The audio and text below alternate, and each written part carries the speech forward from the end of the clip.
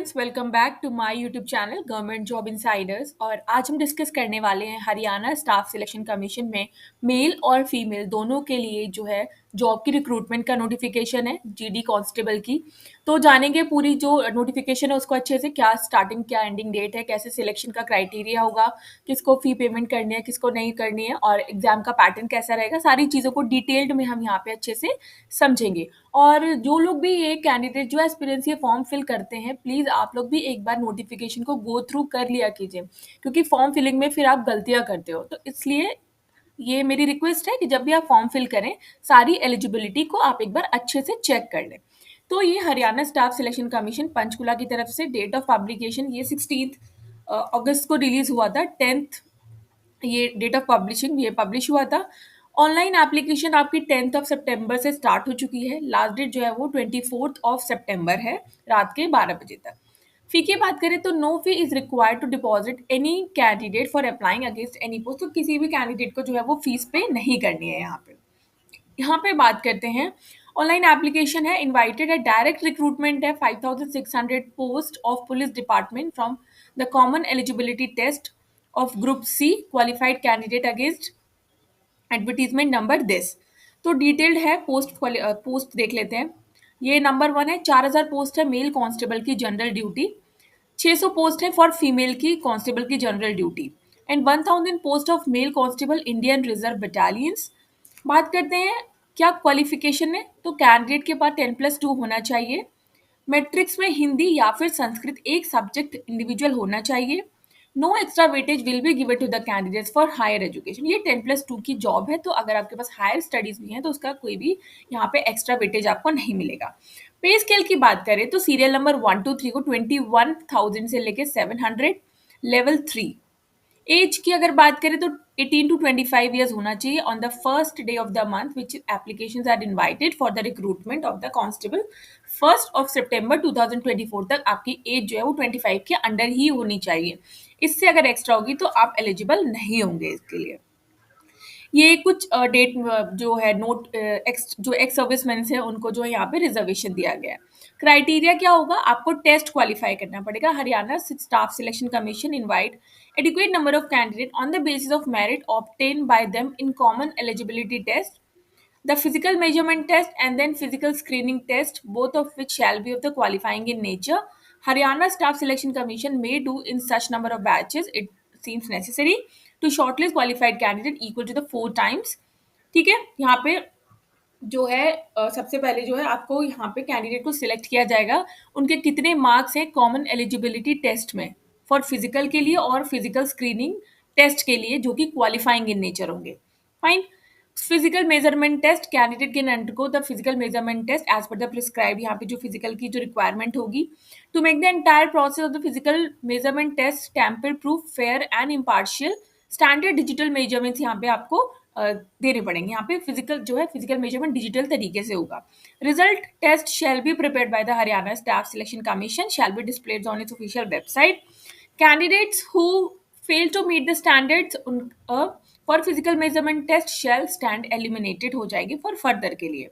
Only candidates who qualify the standard prescribed for physical measurement test shall take part in the further process of selection। ये है आपका physical screening test. यहाँ पे mail को 2.5 kilometre की race करनी पड़ेगी 12 मिनट्स, फीमेल को 1 किलोमीटर 6 मिनट्स, एक्स सर्विसमैन को 10 किलोमीटर 5 मिनट्स। RFID यानी रेडियो फ्रीक्वेंसी आइडेंटिफिकेशन डिवाइस और any other superior reliable technology shall be used to ensure the reliability of the test at the discretion of Haryana staff selection commission. Fine. तो जो लोग physical standard test को qualify कर पाएंगे वो physical screening test के लिए यहाँ पे आगे जाएंगे। फाइन। रिजल्ट जो है वो आपको इसकी ऑफिशियल वेबसाइट पर डिस्प्ले हो जाएगा। नॉलेज टेस्ट 94.5% वेटेज जो है वो नॉलेज टेस्ट का होगा। Haryana staff selection commission shall shortlist candidate equal to 4 times the number of advertisement post for each category among who have qualified their physical measurement and physical screening test to further in the knowledge test होगा। इसके बाद test में all candidates shall have to undergo knowledge test of 94.5% weightage comparing of objective type question, MCQs question। each question will carry equal mark। ठीक है, तो सबसे ज्यादा जो 94.5% का जो वेटेज है वो आपका इसका टेस्ट होगा, आपका नॉलेज टेस्ट होगा, उसका है, जो कि एमसीक्यू होगा, मल्टीपल टाइप क्वेश्चंस होंगे। क्वेश्चन का जो मीडियम हो इंग्लिश और हिंदी रहेगा, except where the knowledge of Hindi और English language candidates to be tested. For being consider for the selection against the post of general category, candidate को minimum 50% marks लेकर आने होंगे in the knowledge test. Reserve category को the candidate shall receive a concession of 10%, that is आपको reserve category में 40% marks लाने होंगे further के लिए। उसके बाद एडिशनल अगर वेटेज की बात की जाए तो candidate having NCC A B C level shall get 1, 2 and 3 marks respectively. ठीक है, आपको यहाँ पे 3 मार्क्स का एक्स्ट्रा वेटेज दिया जाएगा अगर आपके पास जो है एडिशनल एनसीसी आपके पास सर्टिफिकेट है तो। पर यहाँ पे सर्टिफिकेट लगाना भी पड़ेगा और आपको at the time of document verification certificate आपको शो करना पड़ेगा। सिलेबस यहाँ पे देख सकते हो। Test paper shall include question general studies, general science, current affairs, general reasoning, mental aptitude, सारी चीजें यहाँ रहेंगी। Other relevant fields, there shall be at least 10% questions related to the basic knowledge of computer and 20% question related to the basic knowledge about the Haryana. तो थोड़ी बहुत knowledge आपको हरियाणा की भी होनी चाहिए और 10% नॉलेज आपको कंप्यूटर्स की भी होनी चाहिए। स्टैंडर्ड जो रहेगा वो 10+2 का ही रहेगा। फाइन। पैटर्न की बात करें, ओएमआर शीट आपको दी जाएगी, ठीक है, इंग्लिश और हिंदी में। Written examine all questions compulsory हैं, question paper will be bilingual. An offline OMR written examination for knowledge test will be held for the recruitment for the post of constable. मतलब OMR sheet आपको दी जाएगी but ये offline होगा। There will be no negative marking for wrong answer के लिए, इसमें कोई भी नेगेटिव मार्किंग नहीं है। टोटल 100 क्वेश्चंस रहेंगे जिसका वेटेज 94.5% रहेगा। In a case candidate doesn't mark any of the 5 option question, marks unattempted questions तो वो डिडक्ट हो जाएगा।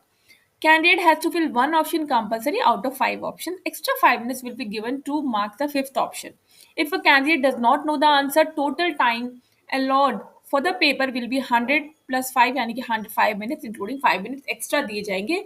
अगर आपको कोई ऑप्शन नहीं आता तो सिर्फ 5th ऑप्शन को मार्क करने के लिए। तो आई होप आपको पैटर्न समझ में आ गया होगा, क्वेश्चन समझ में आ गया होगा।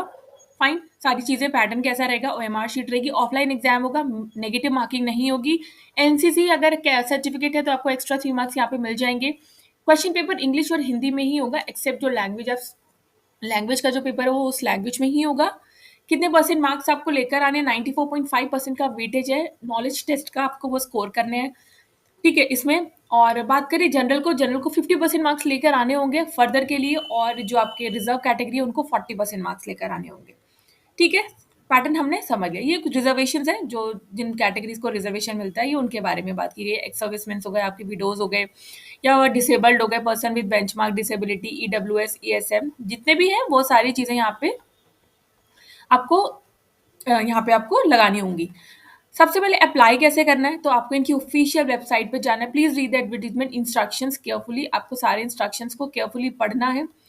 ऑनलाइन एप्लीकेशन ही आपको यहाँ पे सबमिट करनी है। Apply online well in advance, आपको पहले से ही यहाँ पे एडवांस में अप्लाई करना है। बहुत सारे लोग लास्ट डेट का वेट करते हैं और फिर कहते हैं कि मैम आप तो बस ज्ञान दे रहे हो और हमारा तो साइट ही नहीं ओपन हो रही है। तो यार अगर आप लास्ट टाइम में फॉर्म फिल करने चलोगे तो सर्वर बिजी हो जाता है। तो अगर आप लगता है कि आपको ये फिल करना है तो आप पहले ही फिल कर दो सारी चीज़ों को ना, लास्ट डेट का वेट क्यों करना है।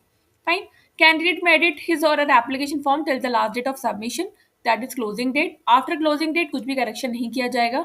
Request receive in regards of post fax कुछ भी ऐसा नहीं होगा। आपको ऑनलाइन एप्लीकेशन सबमिट करनी है और आपको उसका प्रिंट आउट निकाल के रखना है along with the uploaded documents.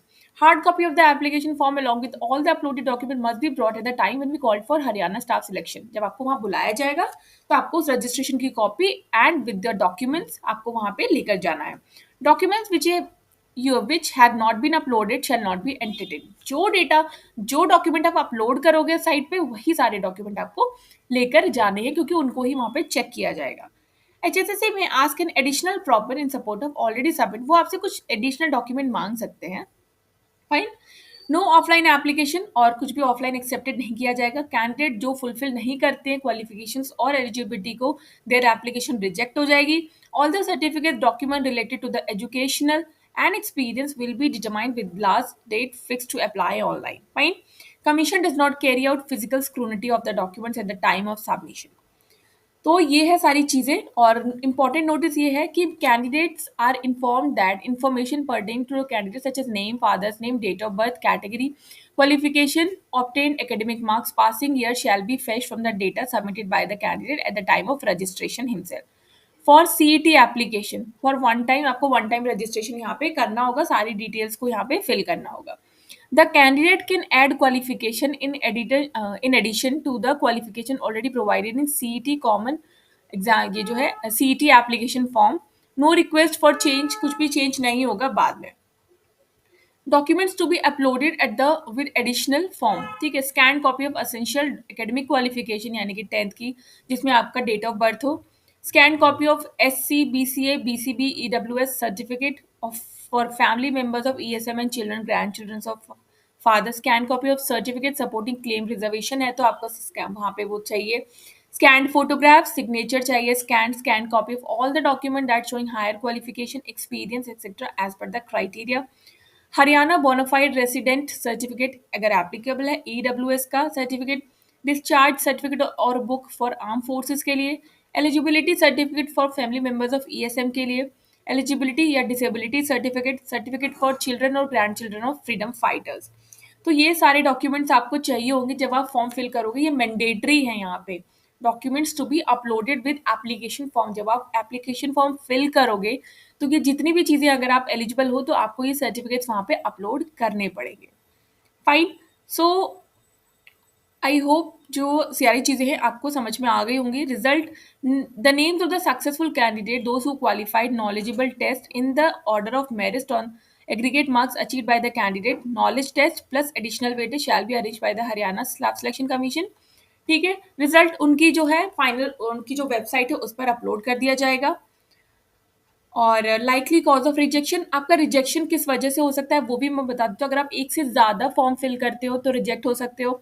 Online application अगर इनकम्प्लीट है, सबमिट नहीं है तो रिजेक्ट हो जाएगा.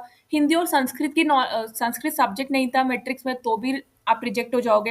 एप्लीकेशन जो रिक्वेसाइड क्वालिफिकेशन अगर आप वो पजेस नहीं करते हो तो भी आप रिजेक्ट हो जाओगे.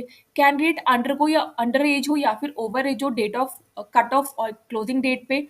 वेरिएशन है अगर आपके डेटा में और ओरिजिनल डॉक्यूमेंट्स में. लैक ऑफ असेंशियल क्वालिफिकेशन है अगर आपकी. तो इन सारी चीज़ों की वजह से candidates beyond the limit mentioned in the सीटी नोटिफिकेशन फिफ्थ में shall not be clear for the return examination. तो ये सारे कॉजेज हैं आपके जिसकी वजह से आपका एप्लीकेशन और कैंडिडेचर रिजेक्ट हो सकता है. तो आई होप वीडियो आपके लिए बहुत यूजफुल रही होगी. हमने सारी चीज़ें एक ही उसमें डिस्कस कर ली हैं. वीडियो अच्छी लगे तो चैनल को like, share, subscribe, bell icon button को प्रेस करना नहीं भूलिएगा. तब तक के लिए नमस्ते.